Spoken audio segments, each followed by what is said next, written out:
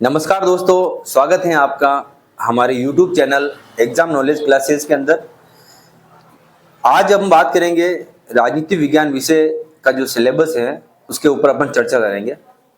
Syllabus में किस प्रकार का क्या परिवर्तन हुआ, कौन से बिंदु नए जुड़े, किन किन बिंदुओं को हटाया गया और इन बिंदुओं के लिए किस प्रकार की और कौन सी पुस्तकें बहुत महत्वपूर्ण होगी जिसके क्वेश्चन हमें एग्जाम में लगातार मिलते रहे। पिछला पेपर आपने देखा कि किस प्रकार का पेपर आया था, उसमें मुश्किल से 6 बच्चे जो पास हुए उनमें भी 3 से 4 असिस्टेंट प्रोफेसर में लग रखे हैं।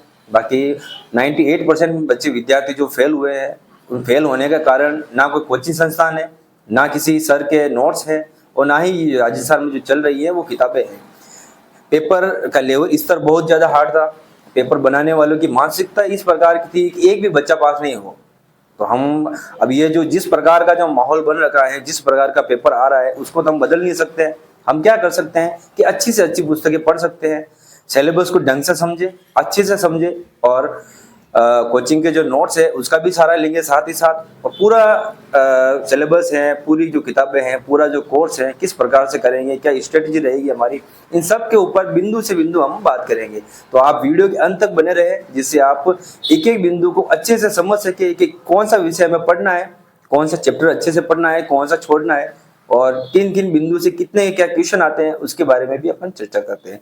तो हम राजनीति विज्ञान का जो सिलेबस है उसकी हिंदी की जो हिंदी में पीडीएफ है, ट्रांसलेट कर रखा है कलाम एकेडमी का, बेनीवाल सर का, वो स्क्रीन पे चल रही है आपको उसको देख सकते हैं। और साथ ही मैं यहाँ पर भी बताता हूँ आपको, सिलेबस को 3 भागों में बांटा गया है।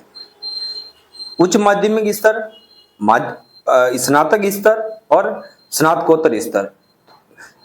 ये जो 3 डिवाइडेशन है उसके अनुसार पेपर नहीं आता है। पेपर बनाने वाला अपनी मानसिकता से ही बना रहा है, वो उसको खुद को नहीं पता है कि सिलेबस में दे रखा है कि 12वीं तक का भी लेवल होना चाहिए, ग्रेजुएशन का भी लेवल होना चाहिए, पोस्ट ग्रेजुएशन का भी लेवल होना चाहिए। उसने तो सारे के सारे क्वेश्चन सब पोस्ट ग्रेजुएशन के बना दिए और वो भी ऐसे बनाए कि किताबों में कि 40% लाने के लिए 60 क्वेश्चन सही करने होते हैं और 60 तो क्या करें, 30 क्वेश्चन राजस्थान की किताबों में नहीं मिल रहे हैं।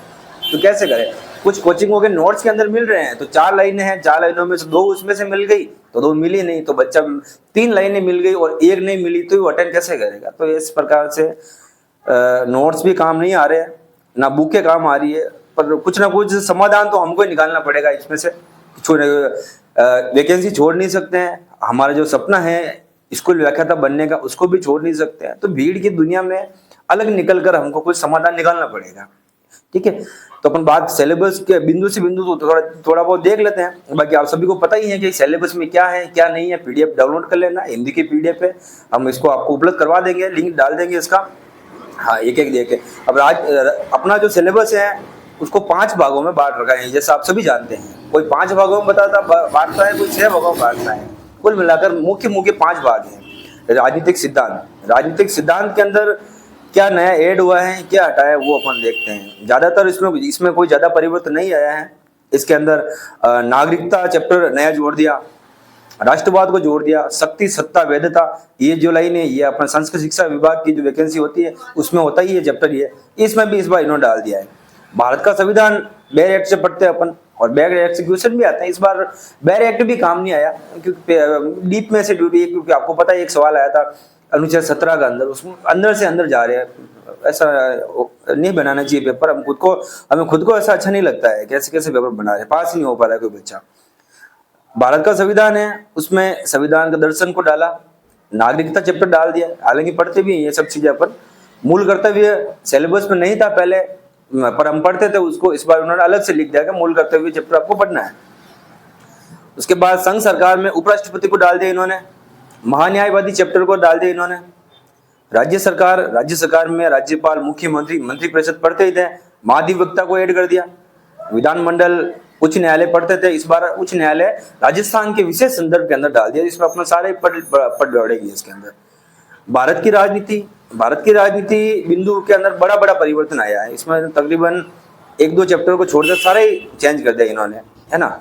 अंतर्राष्ट्रीय राजनीति है तो अंतर्राष्ट्रीय राजनीति में भी उन्होंने काफी परिवर्तन किया है। इस प्रकार एक सिलेबस अपन सिलेबस डाल देंगे, अपने टेलीग्राम चैनल पर डाल देंगे और यूट्यूब के नीचे इसके बारे पीडीएफ की कोई लिंक वगैरह डाल देंगे अपन, उसमें आप देख लेना। वैसे आपके पास है इसका सिलेबस पूरा, और अपन क्या करेंगे कि इसमें हम बता देंगे कि कौन सा चैप्टर ऐड हुए और कौन से हटाए गए, तो वो देख लेना, ठीक है ना।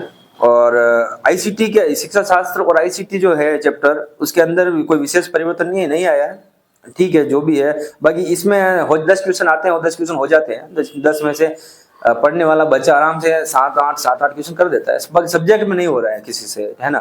तो सब्जेक्ट में इस बार क्या करें, अगर मान लो कि अगला जो पेपर है मई के 31 मई से पेपर शुरू होंगे हमारे, उस 31 अगले पेपर के अंदर ये जो पिछला जो पेपर आया था, अगर उसी प्रकार का सेम पेपर रहे तो हमें किस प्रकार से 40% लेके आना है, किस प्रकार से पेपर को क्वालिफाई करना है, उसके लिए हम पुस्तकों का एक वीडियो बना रहे हैं। वो अगला नेक्स्ट वीडियो उसी का रहेगा, जिसमें हम कम पुस्तक है, ऑथेंटिक पुस्तक है और बढ़िया पुस्तकों के बारे में बात करेंगे।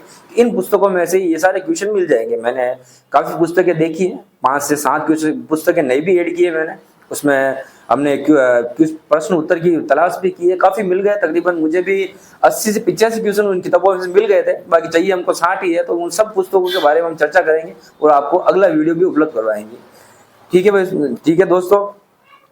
तो चैनल पर बने रहने के लिए और वीडियो को पूरा देखने के लिए आपका बहुत बहुत धन्यवाद। अगले वीडियो का इंतजार करें। वीडियो आपको अच्छा लगा हो तो वीडियो को लाइक करें।